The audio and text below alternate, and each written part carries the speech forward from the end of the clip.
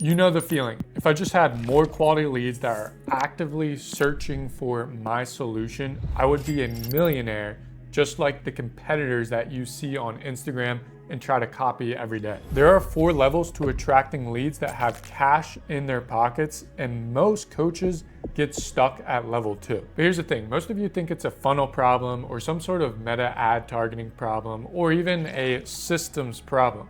But the truth is, if you are adding more quality eyeballs that are watching your content, whether it's ads, YouTube content, Instagram content, they're going to DM you or book a call through YouTube. It does not matter what funnel or system you are running. You simply just make money effortlessly. I've helped coaches scale their micro accounts, attracting quality leads. And I even scaled my account to 70,000 followers, making over 700,000 in a single year. The coaches that get rich from their personal brand climb 4 specific levels in attracting rich leads. By the end of this video, you're gonna know exactly what specific level you are at and the one shift that you need to do that's gonna have you level up. So let me get my computer and let's get into it. Okay, so the first level is dialing in your very specific avatar. It's not enough today to be a generalist. What you need to be is a specialist. There's a reason why your general practitioner only makes a couple $100,000 a year, while a specialist like a neurosurgeon can make upwards to millions of dollars a year. It's because they're specializing in a very specific solution towards a very specific person. Now, in hearing that, you might go, okay, all I have to do is just call out the person that I know has money, like entrepreneurs or corporate executives. That's not the case that you want to get into.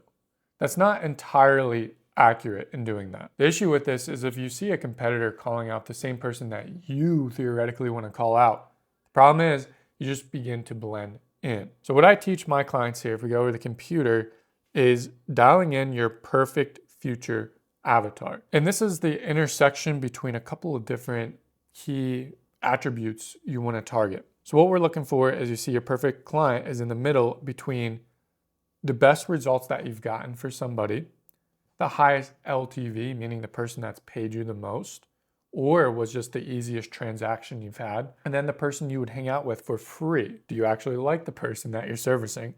And then the other last element to this is, do they follow directions? And this is gonna be different for everyone. This is why you can't go to external factors and copy what's working for everybody else.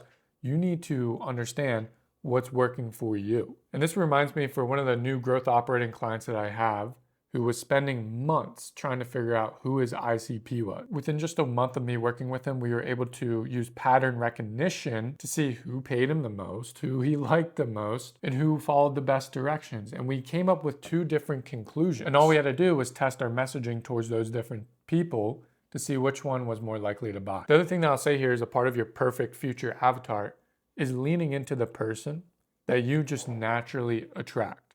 For instance, I don't want to compete with anybody else in my space that's targeting 18 to 20, 25-year-olds. That's not me. Just by looking at the data through my account, I just happen to attract older individuals. I don't know, maybe it's the way I speak, the way I look, I don't really know, but that's who I attract. So what I can do is lean into my unfair advantage and target older individuals. And the same goes for that one growth operating client that I was talking about. He would happen to just naturally attract this subgroup of people that he never really realized because he never dove into the data, that we came to find out these people have money. He likes working with them. They take directions really well. And like I said, they're just naturally coming in. So we're leaning down that route. Okay, level 2 is, do you understand the psychology of the leads that are gonna pay you the most money? There's a couple things that we need to understand when it comes to communicating to rich leads. The first one is sophistication. Now, I'm not talking about making your language more sophisticated using college level words like you're writing a college level essay. You still wanna speak on a 3rd to 5th grade level. But that being said, the concepts that you need to talk about have to be much more than just a 3rd grade concept, because the rich lead is looking for the deeper meaning behind everything. The leads that have money want to understand the whys and the insights behind things before they actually go ahead and spend their time and energy doing the how-to. So if your messaging in general is just very simple on here's what you need to do in order to get X result, and you give the step-by-step solutions to that, you are essentially attracting dumb people. So instead of explaining how to do something, you want to convince the lead of why they should even think about doing the thing that you constantly preach about, whether it's working out in a certain way or some sort of system you have for making money. So number one is speaking on a more sophisticated level. Number two is understanding Maslow's hierarchy of needs. This is something that I uncovered with one of my growth operating clients who's a fitness coach. And we knew the ideal avatar that we want to target. But when we're making ads and trying to attract the right person, we noticed the right person would kind of come in, like it matched our avatar description.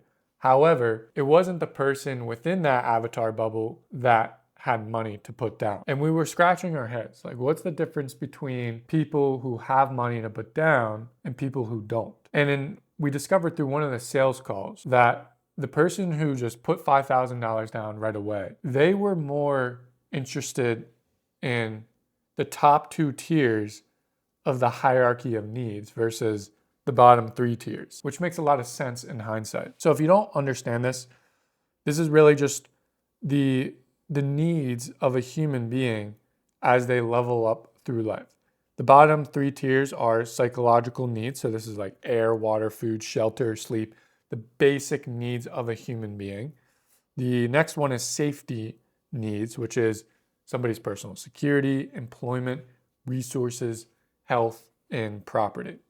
Above that is love and belonging, friendship, intimacy, family, sense of connection. So now if you're creating content, whether it's ads or Instagram content or even YouTube, if you are sub-communicating to your audience these bottom three tiers, you're going to attract individuals who are searching for these things. Now, how does that correlate to the people that have money? Typically, as you level up in life, aka make more money, want nicer things, as a human being, you are no longer looking for love and belonging, safety needs, psychological needs, because you've already accomplished all of that. The money has allowed you to accomplish that. So what affluent leads are really looking for is the top two: esteem, respect, self-esteem, status, recognition, strength, freedom, self-actualization, which is the very top of this, the desire to become the most that one can be. Overall, your messaging can't target people who are looking to escape some sort of bad situation that they're in. We can think about a classic make money online offer. You know, if you need to make money online, make $10,000 next month, that's going to attract a bunch of broke people. But if you talk in your ads and your content about gaining respect, gaining status, how your solution provides them freedom, status, self-esteem, being the best version of yourself, then that is what ultimately rings a bell in the affluence lead's ears and makes them want to click, makes them want to listen more, and eventually buy your solution. So in all your content, you need to be sub-communicating really the top two tiers. So the last one on this is then being able to filter.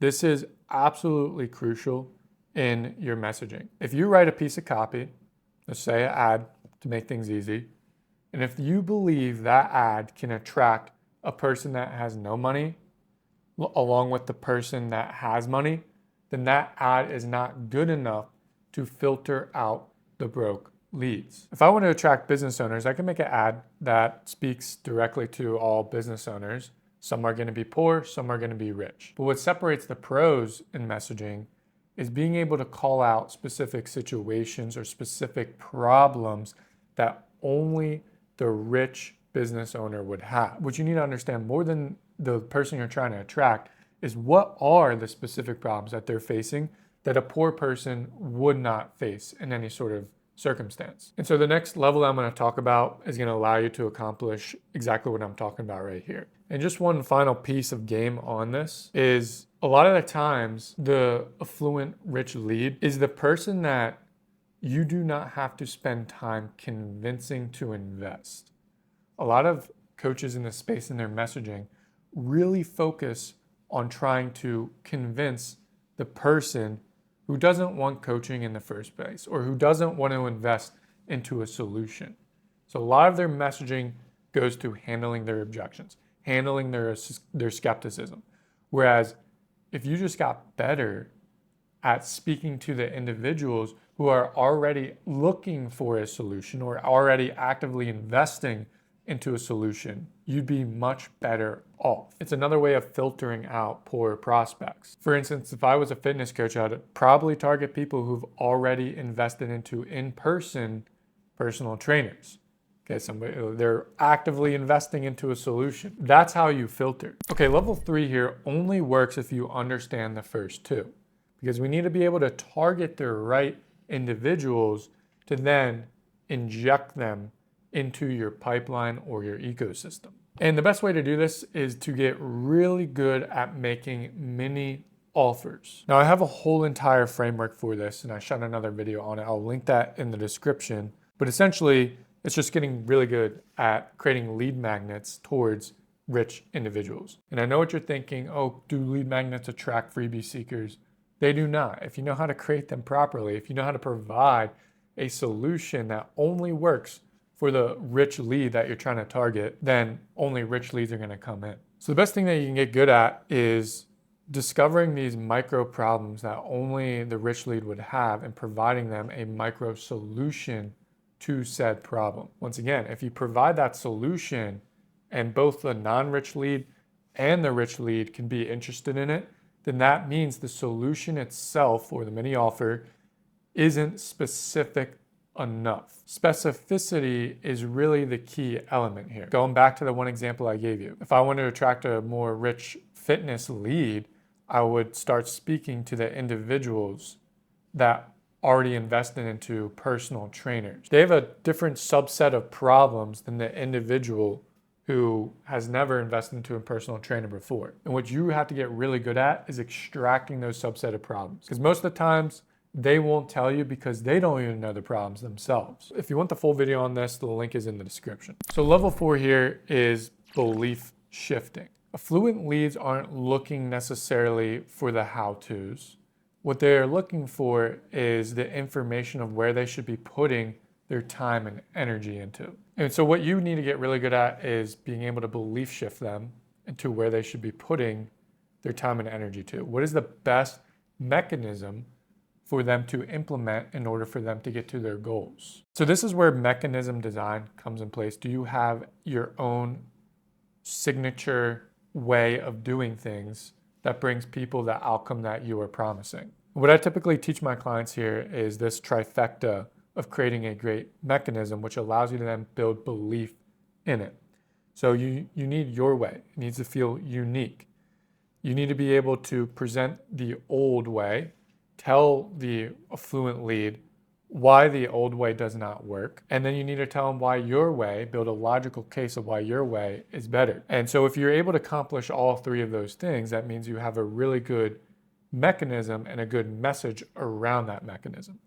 And then all you have to do is build belief in your way of doing things. And essentially what we can do is extrapolate on this trifecta here to build belief and implement that in your messaging. And I'm going to give you a little secret here that I give my clients as well, which is the belief diamond. If you want to create organic content, let's say Instagram content, the best way to do that is using this belief diamond. And it starts off with a hook at the top where you're calling out your ICP, typically by their situation or a very specific problem that they're having. And then you're going to call out what they think the problem is. After that, you're going to say what the problem actually is. Here's the thing, you're never giving the how-to. Because once again, like I said, the affluent lead doesn't want the how-to. They want to know if they should even spend their brain power on going in the direction that you're about to teach them. And the best way to get a hold of them or grab their attention is to explain the why behind the problem. And this is really just giving them the insight of where to look. If you're just think about you're shining a flashlight on here's your problem, that's not it. Here's where you should be looking at instead. Now you got them interested. And from there, you can then logically explain your mechanism a little bit, like how it works, the whys behind how it works. And then provide testimonials around it. Lastly, if you want to add a CTA behind that, you go ahead and add a CTA, whether it's to a lead magnet, one-on-one coaching, or whatever promotion that you're doing. But this is the foundation for shifting somebody's belief into your mechanism. Now, this altogether is really the elixir of what you need to do in order to attract rich leads. What I teach my clients is a propaganda system. How do you inject a rich lead into your ecosystem, indoctrinate them, make them fully convinced to come to the call without any objections and just pay you so that you're working with dream clients in a very simple fashion? Then go ahead and check out my propaganda video where I teach you the system behind that. That is linked in the description. Other than that, I will see you in the next video.